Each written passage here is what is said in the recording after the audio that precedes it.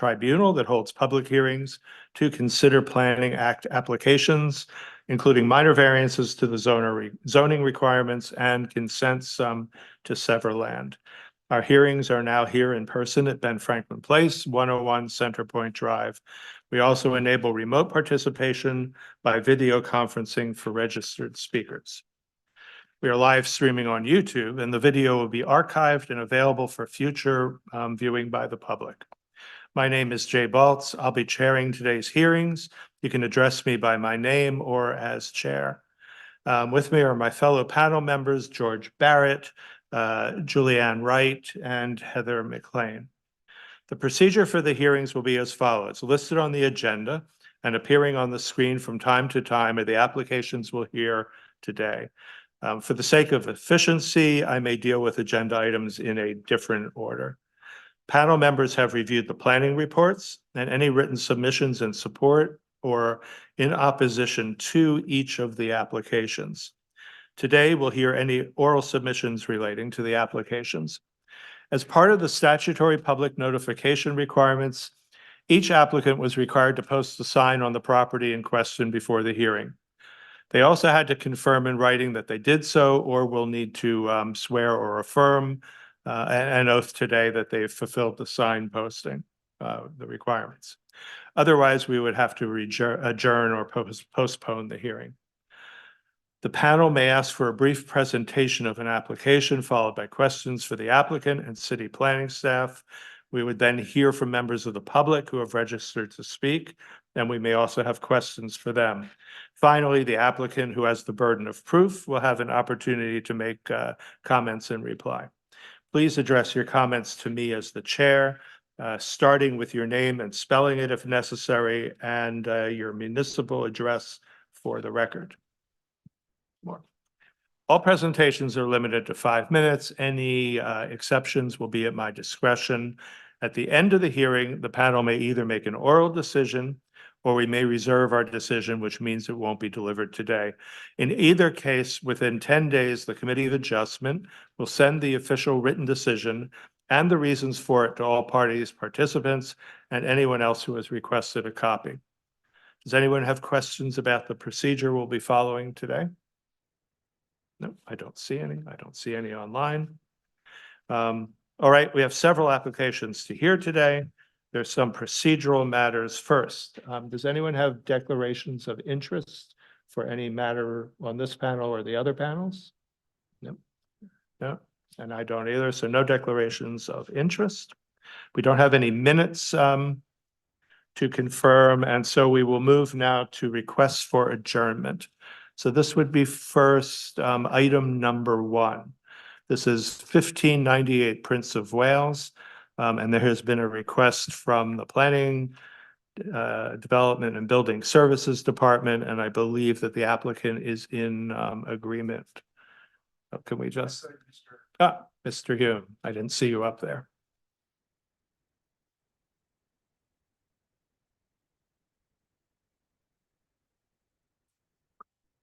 I think we understand the request for adjournment, and I think what we like to ask the committee is the variance that this performance standard that is within the original application for lot width was 1.75 meters, which is the same standard that we would apply to another part of the bylaw.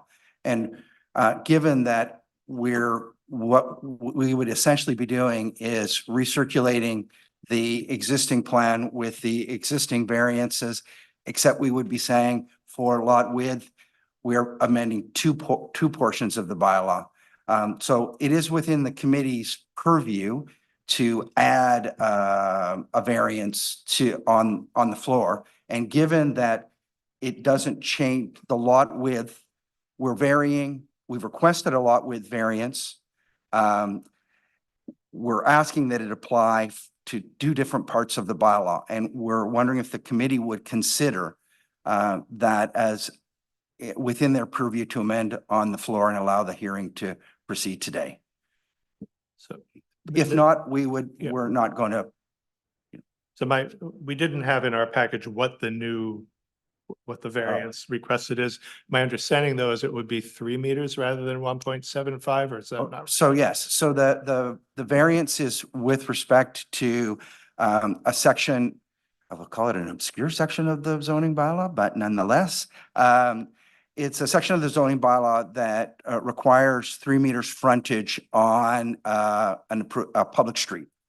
And so as our application has showed, lot width is we're proposing is 1.75. So that lot width at 1.75 would have to vary 2 sections of the bylaw, the performance standard in the R1 zone and this section of 51, I think it is, of the bylaw. Okay, thank you for the clarifications. Any questions? We're going to hear from the planning department in a second, but anything for Mr. Hume from the panel? No. So Lauren is the planner on this file. Yes, thank you, Mr. Chair. As was noted, planning had requested an adjournment because of the variance for lot frontage, which is in section 59 of the zoning bylaw. I am still becoming familiar with the process and have since learned that the committee members may approve the additional variance if they are closely related. And so if the committee members decide to do what Mr. Hume is suggesting, planning staff would not have concerns with that approach. Thank you. Is there anyone else who wants to speak to whether or not this matter should be adjourned or heard today? Is there any registered speakers online or anyone here? If anybody online? No. So I guess this is up to the committee. Do the members wish to adjourn this, or are we prepared to hear it today? Yes, please. So I guess just to be clear, the 1.75, you're changing it to 3.0. No, No, okay. so the lot width variance that we applied for to the R1 GG zone was 1.75. That remains. We would be amending section 59 of the zoning bylaw that requires a 3 meter frontage on a public street to 1.75. The same variance that we're requesting to lot width. Okay. Okay, thank you. And so if I understand correctly, section 59 is a variance to 1.75 from 3 meters, and the variance we already have is reduced. So I see the reduced lot widths of, oh, I see. So is 1.75 from the 18 meters required. Correct. Right? And also for the other lots, you are providing 10.23. Right. And that exactly. also gets varied. Yes, but the other variances comply with the 3 meter requirement, right? So it's only the 2 Yes. middle property poles that would require variance to section 59. So again, to the committee, so it's a smaller variance than the one from 10, from 18, sorry, to from 3 to 1.75 is smaller than or less significant than 18 to 1.75. So we could hear this today, or we could ask that it come back when we've had time to think about it. Could we just ask the Secretary Treasurer what the parameters are for recirculation? So would this require your microphone wasn't on, so maybe you should restate that for them. Just wonder if we could ask committee staff the parameters for recirculation on an amendment. Thank you. Through you, Mr. Chair, the test in the Planning Act for circulation refers to the purpose and effect of the application. So if the committee finds that the purpose and effect isn't adequately described in the notice that's been circulated, recirculation would be warranted. Members of the committee. What is? We will, of course, hold a vote whether or not to adjourn, which we discussed before. So it would be, I can either call a vote or we can state positions down. Question. Mr. Barrett? Just a question on the adjournment. If it is adjourned, would it be date specific or would it be sine die? Through you to staff first, I guess, committee?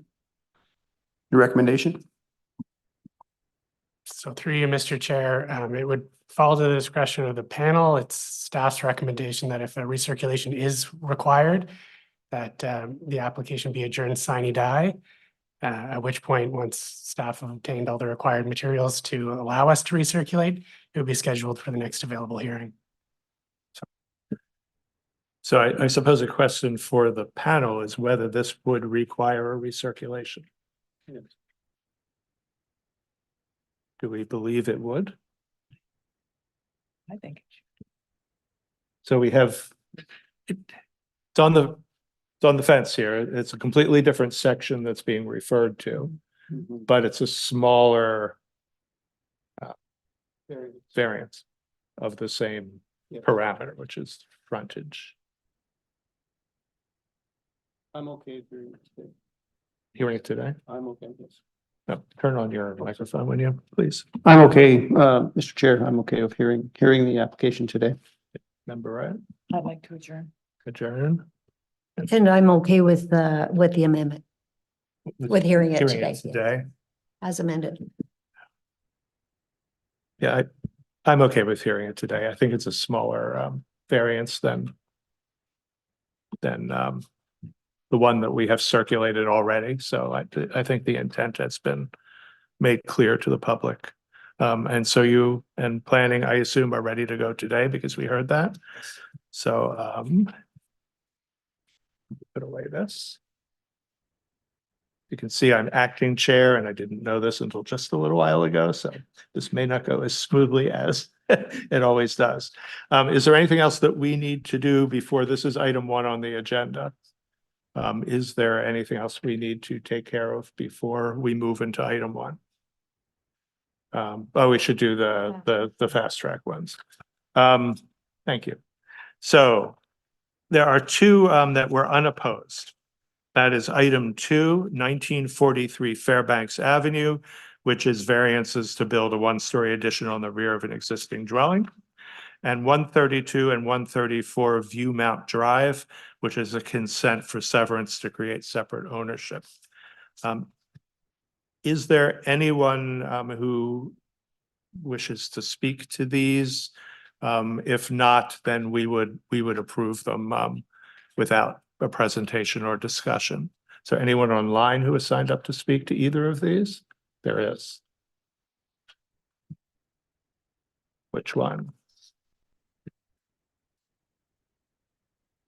So the 1 item agenda that I agreed to chair is now filling up with all of the items I say. Yes, please. Mr. Chair, the agents have been promoted to panelists, so they should be online. For which item? 2 and 4. Okay. So we'll take them in order. Item 2 first. Good afternoon. I believe item number 2 is the one for 132, 134 Viewmount. Is that No, correct? number 2 is Oh. 1943 Fairbanks. Number 4 is 132, 134. Isn't that right? Yes. So we're doing number 2 now. And who is that? I have Roy. Hi, Mr. Chair, it's me. So I'm the agent for 19943 Fairbanks Avenue. I don't have any objections or anything to add. If you're ready to approve, that's great. Good. Yeah, we won't need anything. And for item 4, that's 132 and 134 Viewmount. We'll just take care of these together. So Yeah, good afternoon, Mr. Chair. Thank you. We also, we are the agent for the owner of the property, 132, 134 Viewmount. We have no objections either with any of the comments or anything that's in the application. So if you're ready to approve it, then we are happy to accept. yeah, thank you very much. Anything from the panel? No. Does nobody else online or anybody here who wishes to speak to these? No. Seeing nothing, can we approve both items 2 and items 4 together? Everyone in favor, please raise your hand. Okay, so those items are approved. Thank you so much. Thank you. Thank you. Thank you very much. So we will now move on to go back to the order of the agenda. So we're to item 1 now, which is 1598 Prince of Wales. And Mr. Hume, you're back.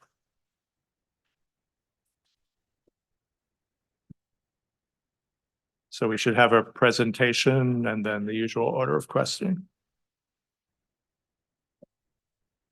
So thank you, Mr. Chairman. This is a consent or minor variance application for 1598 Prince of Wales Drive. It's an exceptionally large lot fronting on Prince of Wales Drive.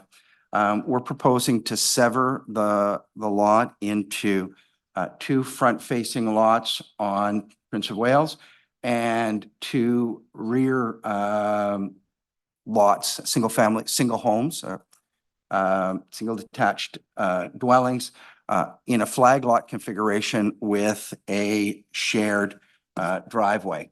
And you see the configuration or the site plan on on the screen. And if we can move to the next slide, which will give you the lot fabric. We have so the 2 lot 1 comprising the 2 front parts, and then the pole configuration, and the 2 rear lots. And as you can see, the minimum requirements to the zoning bylaw, we're looking for minimum. We're looking for lot width and lot area variances, along with a rear yard variance in the rear, on the rear lots, due to not because there's not enough rear yard, it's because of the calculation for percentage of lot depth.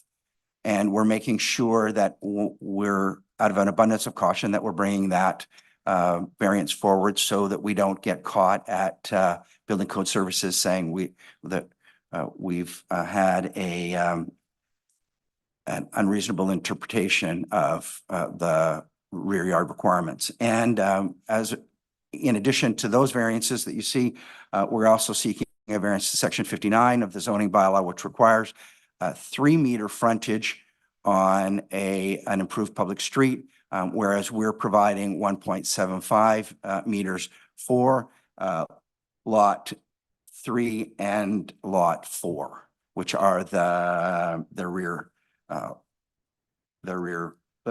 lots.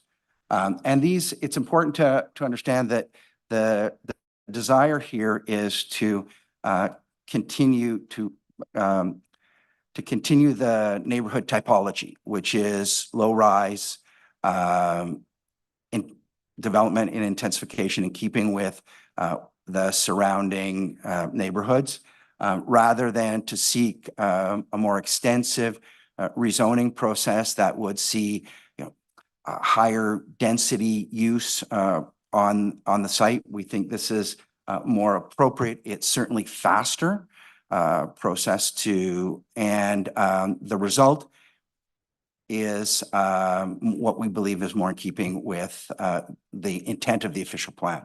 So if we can go to the next slide.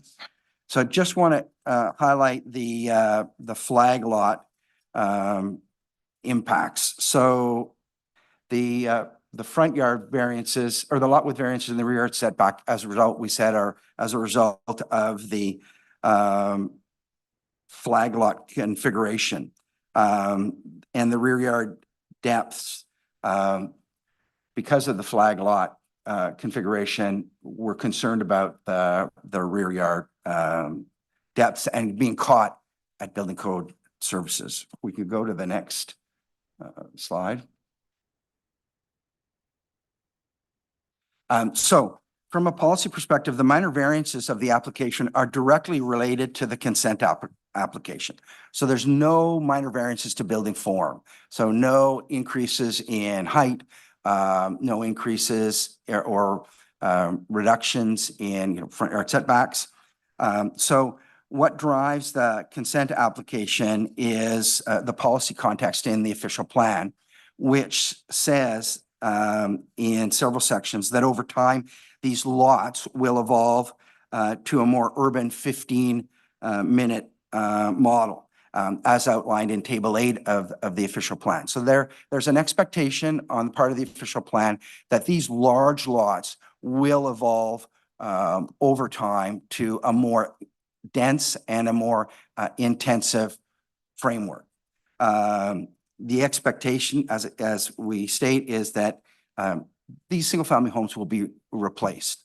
And in section 111.5, it specifically directs the committee to consider alternative lot fabrics that allow for intensification while maintaining the community context. And that's why we're talking more about maintaining the low-rise profile than moving to another different typology.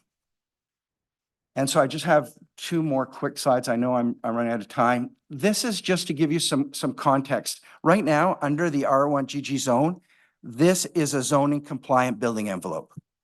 Zoning compliant building envelope with a zoning compliant a secondary suite in the rear yard. So it gives you some context of the development potential. So in fact, when you look at that and then you look at what we're proposing, the actual intensity on the lot is in our proposal is less than what would be allowed under the existing zoning if we were to move in that direction. So if you can go to the next slide. So when you look around the community, we look for similar lot fabrics and similar developments. And there are a number along the Rideau River, which I'm not showing here, but this is a similar community lot fabric, very close to the proposed, to our proposed lots at 1509 Skeena. And you can see it exists today. It has existed for quite some time in a rear yard configuration. And so what we're proposing, although unique in the current context, is not unique within the community context. It has happened before. So to give some broader community context in this location and in other locations that we've outlined in our planning report. And as you can see, the planning staff responses, they have no concerns with the proposed consent, and they have reviewed the minor variance against the 4 tests and found it meeting the 4 tests. And the proposed development, as they indicate, represents gentle increase in density within the outer urban transect along a regional road. So, and we would actually concur with planning's response in that area. If you go to the next slide. And we've looked at the 4 tests. We believe that the adjustments to the zoning bylaw allow for an appropriate development within the context of the official plan. They're desirable for appropriate use of the property as advancing low-rise intensification that can be constructed in accordance with the directions in the new official plan. We're maintaining the low-rise development within the community context, and the low-rise development we're proposing is consistent with the strategic direction of the official plan. So, and that would be my submission, Mr. Chairman. Thank you, Mr. Hume. Questions from the panel? Yes, Member Barrett. Yes, just a question with regards to the independent servicing, Yes. with regard to services. I read in the report that the existing services are to be blanked at the owner's expense. Will each unit have individual servicing? Absolutely. We've provided a preliminary grading and drainage plan to city staff that shows that all of the proposed units will have independent services in accordance with existing city policy. Thank you. Other questions? Member. There's a side door on the elevations. I just wondered, are there secondary dwelling units in each of the single families? There will be additional dwelling units in each of the single families. Okay, thank you. So just to follow up on that, so there, I assume there's going to be then the 3 units that are allowed as of right. That's Times correct. 4, so 12 units total. Yes, that's correct. So I just want to confirm, so I believe what you said is if you ignore the flagpole, that those rear lots are compliant for Yes. their rear yard setbacks. Yes, correct? that's correct. Okay. And then one other question is that, so there are very long driveways that go to reach parking spaces in the back. I think there were originally detached garages on the Yes. plan and those disappeared. Is there a reason why the parking isn't located just between the front and rear units? Well, very good question, Mr. Chairman. We were concerned when we developed the proposal that we would run into an interpretation that might be front yard parking. And it was, okay, well, we don't want to enter into a front yard parking discussion. And as a result, we try to configure them as you would get in a standard streetscape environment where you have a single driveway, parking at the back. So that was sort of the design intent. It wasn't to provide more asphalt into the rear yard. It was to avoid a potential problem once we got to building code services if our interpretation was incorrect. Of course, that could have just been variances, but Yeah. so fair enough, given but- that you're doing that, is the space in front of the rear units, which is now soft landscaping, is that correct? And is that usable? Yes, Mr. Chairman, I think it's in excess of 6 meters, but can't see it. It is usable space And there and can be plantings there. absolutely, yes. Yeah. Any other questions before we move to the planning department? No. Okay, thank you, Mr. Hume. Thank you. Planner Horn, I believe, is with us. To you, Mr. Chair. Thank you. We have no concerns.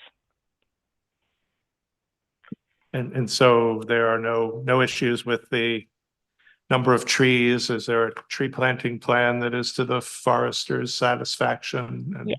all the usual conditions? Okay. Yes. Any questions for the planning department? Nope. Okay, thank you. Do we have others who are registered to speak on this? Is anybody online or anyone here? We have no one online? And is there anyone in the audience who is wanting to speak on this? You can come and give your name. Yes, please come down. Yeah. Right here, you'll have to turn on your microphone and give your name and municipal address. Hi, my name is Tony Argentina. I sent an email with regards to this application, so I'm not sure if that will be addressed in a few minutes or not, but I figured you're asking for questions, so I came up. You have 5 minutes, so you can Okay. go over the main points of that. You don't have to use the entire 5 minutes. We have read all the materials, but you can certainly Sure. emphasize. So I live at 1586 Prince of Wales. I also own 1590 Prince of Wales, which is the direct northerly neighbor of this property. And I have 2 concerns that I wanted to raise and 1 question. So I'll just ask the question first because I think it's an easy answer. Somewhere in the documentation, I saw that there was something written that this property has no storm sewer in front of it. I wanted to verify if that's true. I believe it's not correct. Do you know, Mr. Hume? Our grading and drainage plan doesn't show a storm sewer in front of it. it shows a storm sewer. So not running the full length of the property, it stops immediately to the, or just to the south of our southern boundary. I mean, it may touch our southern boundary, but there's not, I don't think it runs the full length of the frontage. So that, I think that's different than what I believe. I just wanted to ensure that one of my big concerns is with water management. So I outlined in my email, my backyard properties are basically wet for 2 months of the year after the snow melted into the spring and anytime we have heavy rains. It just so happens that my lots are a little lower than the lots around. I'm not against this proposal. I just want to ensure that the problem doesn't get any worse. And my understandings of the storm sewer is that in front of 1590, there's the end point of a storm sewer and it travels south, which would mean that the whole frontage of your property is covered with the storm sewer. So my first concern was about water, and I just wanted to ensure that any drainage or stormwater management is self-contained on the property and directed towards the city storm sewers. So like, you want to go through, we can tell us all of your concerns Okay. and then we'll get everything addressed by you and or planning as required. Yeah. And then my second concern is only about privacy. So our lots are relatively large as indicated, and we enjoy, you know, a fairly large backyard. There are some trees and shrubs that provide some privacy, but this plan looks to me like you're going to put, albeit a low rise, it is a 2-story house in essentially the backyard. So my request was to the committee, if you deem fit, that maybe not to allow 2 stories in the backyard, but only 1. Other than that, I actually don't have any concerns and I would support the project. So let's address the water runoff concerns first. You, I assume, have a drainage plan. I think you alluded to that. But more specific, the city has proposed a condition 4, that says we're to submit a stormwater management brief that for controlling post-development stormwater flows up to the 100-year storm. So there's a fairly significant condition that we will have to meet to perfect the consents above and beyond a standard drainage and grading plan. And that involves connecting to the storm sewer, whether or not it's in front of. If we're required, if he is correct and we're, so if we don't have to a sewer in front of a storm sewer in front of our and we have to construct one, the condition requires us to. So at our cost, also requires us to, if the stormwater solution is a solution for all of the lots, and I'm saying that because it's possible that some of the lots may connect to a storm sewer and some of the lots may have a common solution. We would be required to obtain an MECP approval from the Ministry of Environment and Climate Protection of the province. So there's a variety of approvals that are required as a result of the condition with respect to stormwater and water management on the site. And while you have the floor, do you want to address the privacy issue? We're not seeking changes to the height limits. It's a standard low-rise development. So, you know, if we were to build houses, a standard large house that on the property, you'd be able to look into the backyards, understand the concern. I think we'd be amenable to some fencing and plantings if that was something that would be reasonable and appropriate. But we're not seeking variances to make the buildings higher. So this committee doesn't have jurisdiction over such things, but a discussion between the applicant and you could resolve those, between the two parties. Sure, and I think a fence would be appropriate, absolutely, but the fence would only kind of give privacy to a ground floor unit, not the second floor unit. And according to the drawings that we saw, we could see that you indicated the largest area that could be covered by a single home if you were building a single home, and that shows that it extends out into the yard, but it certainly doesn't go as far back as the rear of the low-rise buildings that you're intending to build. So again, my request would be absolutely a fence and perhaps not allowing 2 stories for the rear homes. Any questions from the panel? Okay, thank you. With anybody else who wishes? No one else has joined us online? So we're fine. So as the applicant, Mr. Hume, you have the final word. I just want to raise one other issue, Mr. Chair. It's with respect to a number of the conditions that were proposed by the city. We have no problems with the majority of them. The condition that we do wish to address with you is condition number 8. It's with respect to a noise attenuation study.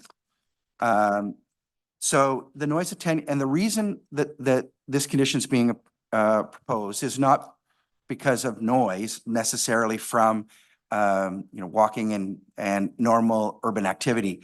It's as a result of a comment that was received from the Ottawa Airport Authority. And the Airport Authority didn't ask for a study. It asked that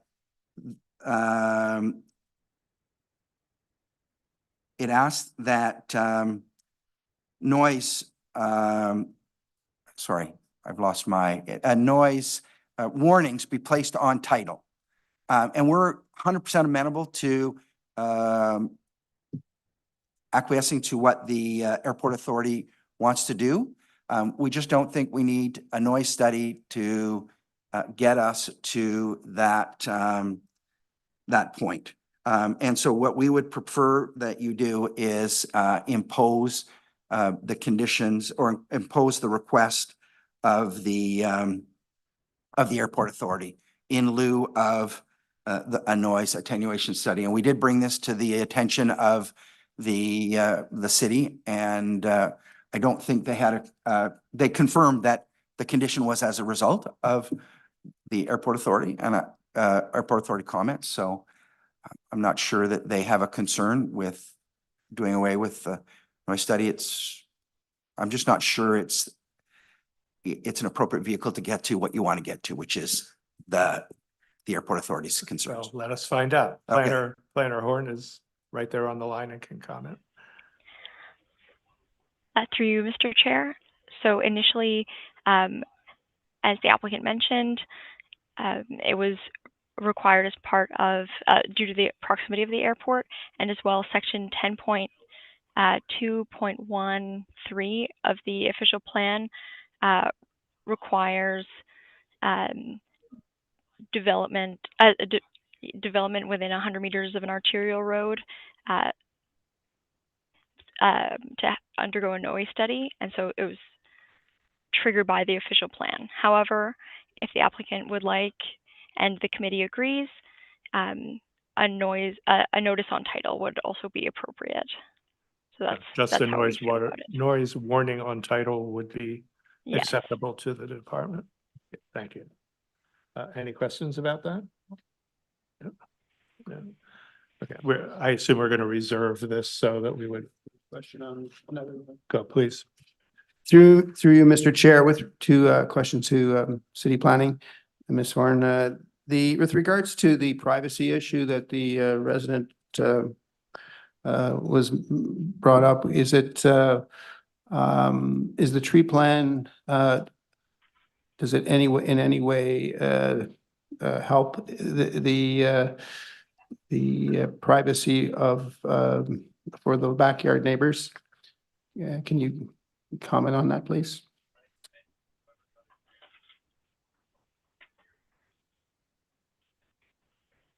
through you, Mr. Chair. One of the reasons why the detached garages were removed, especially for the rear lots, was in order to preserve trees on, I believe there are two red maples along the rear lot line, and those would provide some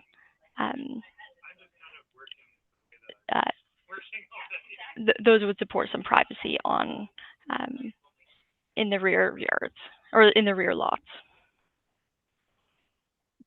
In terms of other plantings, sorry,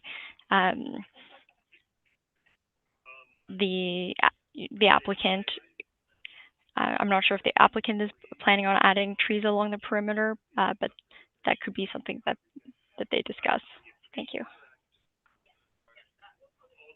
To the applicant then? So, thank you, Mr. Chair. Condition 10 requires us to provide a tree planting plan to the satisfaction of the general manager to plant large caliper trees in our spaces that we have. And so we will do that on each lot, and we will endeavor to ensure that they're along those side property lines to provide privacy over time. It won't happen in the beginning, but I can give the committee a commitment that that's where that planting plan will result and end up. Thank you. And since the planning department is present, they can note that commitment as well. Absolutely. Any other questions or comments from, yes, member? Just another comment on that point is the maples will provide seasonal privacy. So possibly coniferous trees may be a potential when working with the neighboring landowners to help in time provide privacy from second story. Thank you. Thank you. I think we're done with comments and we have nobody else waiting to speak. So we reserve our decision, correct? Okay, so we will provide the usual notice, decision within 10 days. Excellent. Thank you very much, Mr. Chair, members of the committee. So we will now move on to the last item that we'll be hearing today, which is 1419 Mulligan, a minor variance to permit an increased building height and floor area and a reduced setback from the interior side lot line for construction of an accessory structure that is a workshop.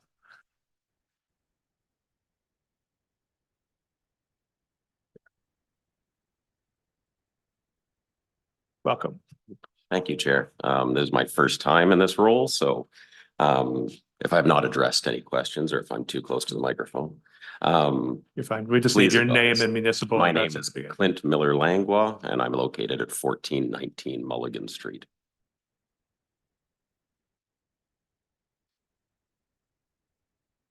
You have a presentation or anything you wish to show, or? I don't, so I've prepared additional information if required, but you've had the opportunity to review it, so I don't want to take up the committee's time with stuff that you've already had time to review, unless required, of course.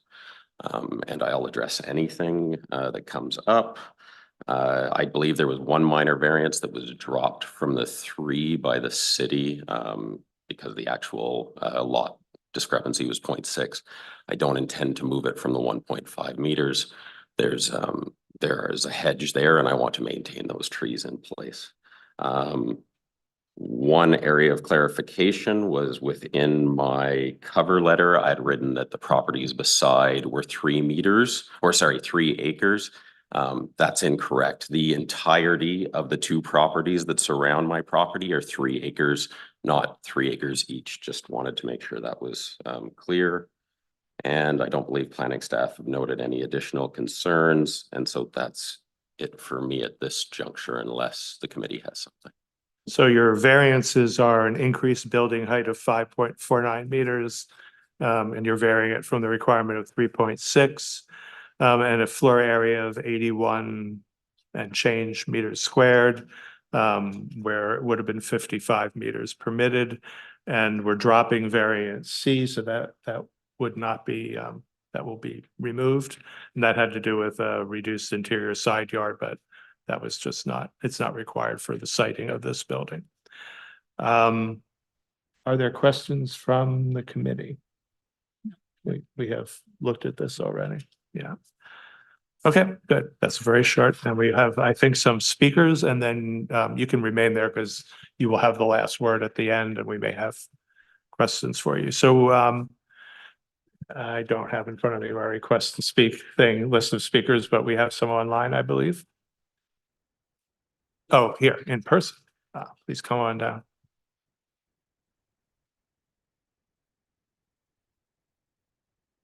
Turn on your microphone and your name and.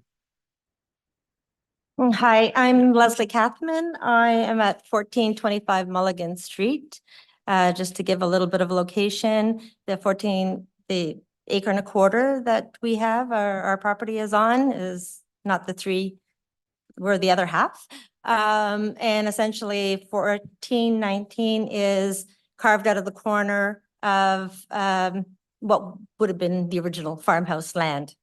So just to give you an idea. So I guess I provided an email with some of the. Can I just interrupt? Would it be possible to get at least the plan up on the screen so people can That refer would be to it? great.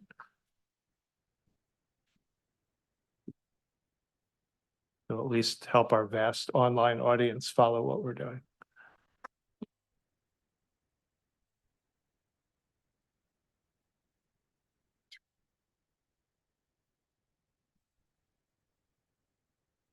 Yep, please proceed. Okay, sorry. Yeah, I'm like, oh, there it is.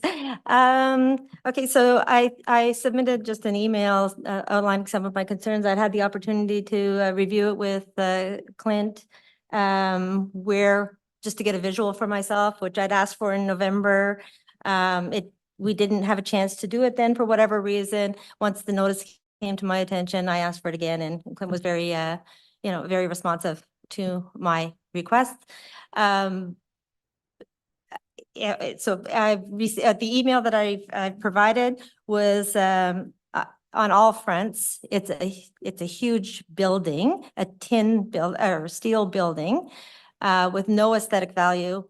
On our side, there will be no windows, no trim, no anything, and it'll be building materials. I'm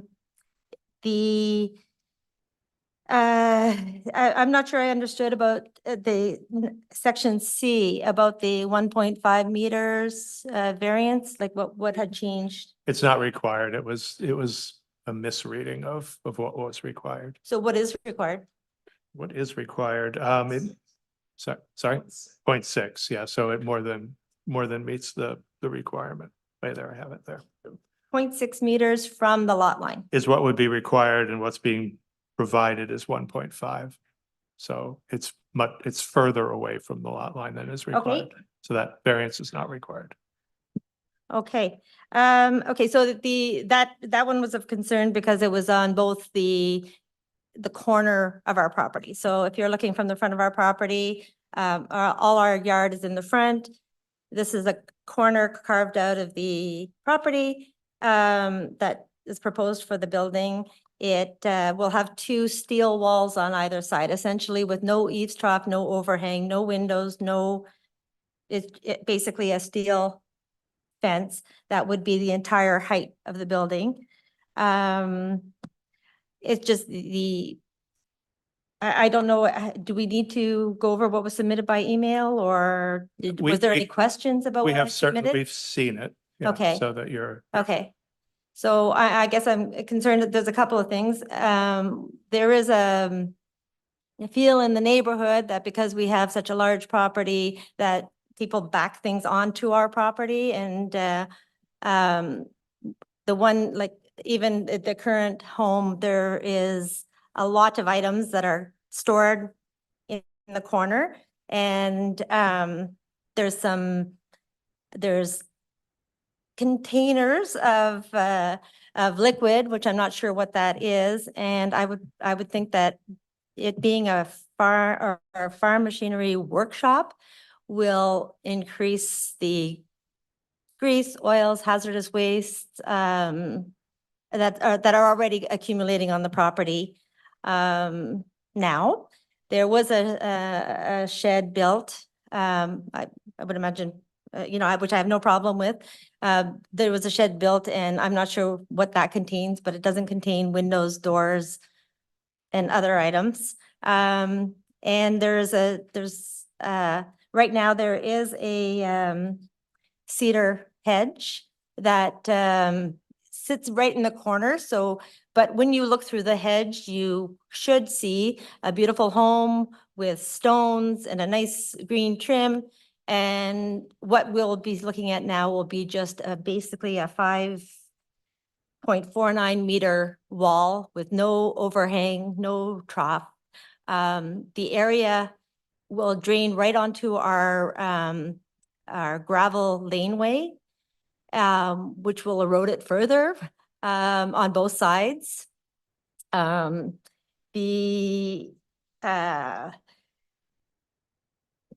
don't see any aesthetic value for it. I worry about rodents. I worry about noise. I worry about hazardous waste from that kind of a tree. There was talk about a tree canopy. Oh, there's my 5 times.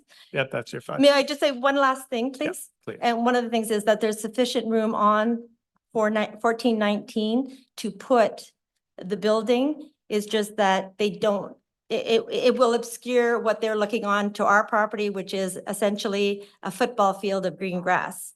And there's lots of room to put it in the corner. I'm told that there was a problem with trees being removed, yet there was a tree removed in order for them to put this building plan forward. So I'm not quite sure what was going on there, but I do know that if there was a problem with trees, they have lots of room on their property to put it closer in without any variances. Thank you. Thanks. Questions for Ms. Kathman? Oh. No, but I would like to at some point. Just one question. Yeah, please. Through you, Mr. Chair, Ms. Kaplan, Kathman, is your property kitty corner to this property, or are you, can you just clarify that, please? Yeah, no, our property, think of our property as a complete square, 1.25 acres, well, maybe 2 acres. And Clint's property is cut out of our property. So when you're on our front porch, all you see that corner of the property. But right now it's shrubs and a small shed there, which we barely see, and I understand that. It should be noted that we gave up some property to allow for that shed to stay there when there was moving. It was a very quick request and we said, sure. We gave up, I think, 33 square feet to allow that shed to stay where it was for the new owners. And now we're at risk of having a 5.49 meter wall set 0.6, which is frightening, into our lot. So through you, Mr. Chair, so your property is behind the property in Yes. question? Yes. Directly behind or partly behind? Our whole property extends from one end of their property Yes. to To- ours and over. So Yes, okay. Yeah. Thank you. Thanks for clarifying that. Anyone else with a question? So I skipped over the planning department, but we've gotten some questions that are relevant. I see Planner Gatchin online. So planning's position, which was no concerns, but can you address the screening and trees and the removed variance, please? Sure. So I'll start by addressing the removed variance. So originally the applicant had requested a variance to reduce the interior side yard setback from 3 meters to 1.5 meters. Now that provision for accessory structures, the setback is when the accessory structure is located in the front yard or in the interior side yard. So the idea being, if you have a structure next to the house, you likely want a larger setback, one that reflects what's required for the dwelling. Just because it's detached structure doesn't mean it should have a smaller setback when it's in the interior side yard. However, when I was reviewing the application, I noticed that it's clearly squarely in the rear yard, right in their northeast corner, and therefore the provisions are only require 0.6 meter setback. So therefore, as we've mentioned several times, they're providing more than that, and they're not required to provide a greater setback than that. And that's just typical because of you having structures in the rear yard that can be closer to the lot line. In terms of Ms. Kenneman's concerns regarding privacy, I think it's when we're looking at when I was evaluating in terms of the impact, in terms of allowing an increased height, it's acceptable in terms of when we're thinking about accessory structures and their purpose and what's allowed. I understand still gonna be 1 story, it's just maybe a higher height. And then as well as the size, appropriate given the size of the yard that it's in. I do sympathize with the concerns though, in terms of looking at a wall. I think those are more design concerns that best worked out the applicant though. I wasn't aware of the tree in terms of the removal and what's already happened, where some were looking at the building footprint itself and the impact of the variances. Would there be concerns with moving it further into the yard that it would have impact on other trees? Was that an issue? So why is it located so close to the lot line, I guess is the question. I will defer to the applicant to clarify on that. There wasn't a planning department or forestry that required it to be put off to the side there. In terms of the location of the site. Yeah, it's in terms of location. That didn't come from the planning department. That was just what was presented. So. Correct. I believe in the applicant's cover letter, they provided some rationale in terms of their rear yard and the siding within that, but I will allow Clint to clarify. Okay, thank you. Questions for the planner? No? Okay. So where are we here? So I guess back to the applicant then, that there have been issues raised about, I guess, design, which we don't really have any control over, but you certainly can address, and the siting. And I guess part of the design would be potential screening from their view. So I'll throw it back to you. I'll try to go through them quickly because she had a few different points. With regards to the farm machinery and workshop, I'm very aware, and it's not going to be run as a farm. It would be used to be able to help. I have a family farm, my mother and myself, and I would be repairing some things that are there. I'm not bringing tractors. That being said, what she is seeing in the backyard was from the other neighbor who had a tractor that had been sitting there for a long period of time and had started to drip oil. And so myself and her husband took it out of that yard, cleared all of the fluids out of it, and now we're waiting to be able to dispose of those. So that is why there is anything in jugs. They are farm level jugs, so there's no leaking. I'm just literally waiting for the time to be able to dispose of all of that. There's 4 jugs in total. With regards to drainage plan and rodents, it was the rationale for making it out of metal because the rodents are getting into the wood structures, which are in and around the area, including the farm or the barn that's directly behind me. So that was one of my choices. With regards to tree removal, we have been looking at trying to maintain the hedge that is on that east side. But every time we try to do so, there are difficulties with removing the deciduous trees. So the pictures that you're seeing are all taken within the last months. And so there's no leaves, but you would see that the hedge is basically filled in with stray trees, and it's becoming increasingly difficult to block the sight lines between them because we're not able to remove those trees because of pushback against removal of the different things that are in there. And then with regards to giving up property, which was the last point, it wasn't given up property. They did a survey of the property, and I am re-engaging with the surveyors currently to get that exactly correct. But basically a previous purchaser asked, hey, can you confirm where the lot lines are? And they had noted that in the city documents, they have it going up to a fence line at the back right-hand corner, where the reality is it goes 150 by 100. It's 150 by 100 feet, because I don't know the meters, unfortunately. But that is the lot itself. And so that was the only clarification. She wasn't giving up property in that situation. But the current plan we're looking at is Is based accurate. on a survey, correct? What else is there? So is there a possibility of further screening in that, sorry, 1.5, this is 1.5 meters, so that's just accommodating the hedge, correct? That's already there. Anything else from the committee? Yeah, please. And what about eavesdropping? Is there any way? There is eavesdropping There will built into be, the okay. building, absolutely. And I'm actually increasing the amount of crushed stone beneath the building to help with drainage, so they will never have anything on their property ever.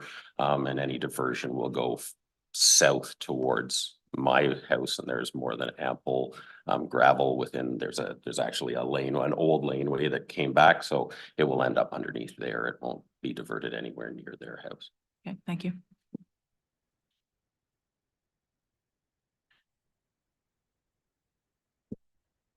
So is just looking through my list of things here. Yeah, there was one clarification. So the 5.49 meter height, this is a pitched roof, so that's the center. So that's the very peak of the roof. So what are It's the actual? 16, so it's 16 to the, and apologies, because they when they did the drawings are all done in the US, so the meters gets me a little bit, but it's 16 feet to the eaves, which is significantly below the 5.49. I believe it's So the actual walls are 16 feet, not correct.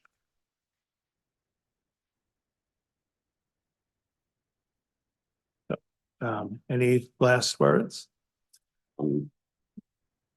I don't have anything additional to add. You don't have to, that's fine. Thank you. Nothing from planning? Okay, great. All right, and nothing from the committee? No. So the way this works is we'll reserve the decision, correct? We are reserving this, yes. And so you'll have your decision in writing in 10 days. You are on the list of people who also receive it. So. Mr. Chair, can I just clarify some of the things that were said? I'm curious as to a couple of Sure. things. As long as it's brief, is that okay? I wasn't aware of the farm equipment or what we're talking about in terms of cleaning it from somebody else's property. Yeah. And the storage of oil or whatever is sitting on our, right on their property outside is, I'm not quite sure what that is about. I have no information about that whatsoever. The trees that they're talking about, there's only shrubs left that need to be removed. The one that was of a sizable size, and I'm not quite sure what the reasoning was, but it had to be removed before they went for the lot plan. So that was the removal of the shrubs is what we have now. The C didn't address that it's the 1.5 meters to the Setback, yeah. the setback from 1.5 to 3 meters. They only addressed the side yard. They didn't address the backyard, which is also in the corner of our property. And there was no easement there, which is essentially our front yard. Their backyard, our front yard. So it wasn't ever addressed in here. It was left out. So I'd like that known. And then the building, the photo, very high tech. I can't even. The building that's being proposed is a very flat roof. It's a very, very small pitch of the roof. So it would be essentially that high of I don't know how much less, maybe a meter max, I don't know, but it's quite a bit higher than. We got it in feet, so Okay. the wall Yeah. itself is 16. And feet, I'd like so that's 3 the back setback is the side we can- setback is addressed in the plan. The back wasn't. Is that also, maybe the person can explain to us if the back has a setback? Actually, the best person to address that part is planner Gatchine. So Yes. the rear the setback of the rear of this building from that lot line? Is there anything there? It's the same as what's required for the interior side yard if the structure's in the back. So it's also 0.6 meters.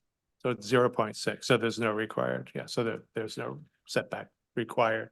There's no variance required there at all.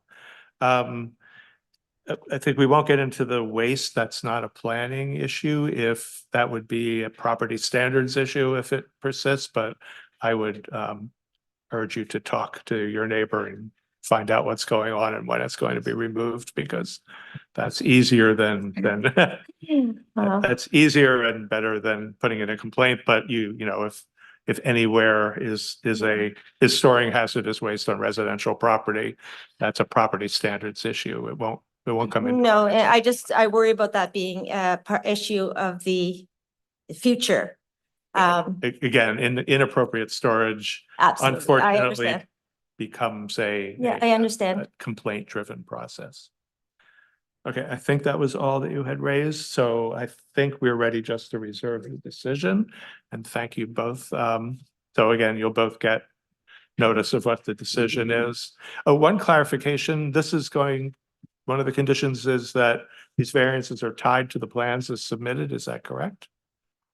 Does either planning or the applicant know that, or somebody? I am going by the exact plans that are So submitted. these will be The building tied, is so purchased, they- everything. So I'm sorry, what was your question? I didn't understand your that- question. So this can the variances can either be tied to the plans as submitted, which means only that could be built, or it could just give the variance, which means things could change. For example, it could expand away from the lot lines. Yeah. If this is tied to plans, then that footprint is what's being approved here today. And I believe it's true, this is tied to plans, yes. Mr. Chair, excuse me. It is a standard requirement when we're dealing with minor variance applications that construction proceed in accordance with plans, with any deviation, of course, at the discretion of the committee. Right, yeah. So sometimes when it's early in the process, it doesn't get tied to plans, but in this case, it will be. Okay, thank you. So we're going to end this one. We will reserve the decision. And I believe that is where we adjourn the meeting. Is there any other business to raise? Anything from anyone? Were there any other submissions? Were there any other people who came? Nobody on the line? Nobody that I know of. Yeah. No other speakers, Mr. Chair. The staff would have certainly stopped me from Thank you. ending this if there were. Thank you. Yes, thank you. Okay, so we are now adjourning. Everyone's okay to adjourn? Right, and so we will reconvene to discuss the two that we reserved after we are alone. Thank you.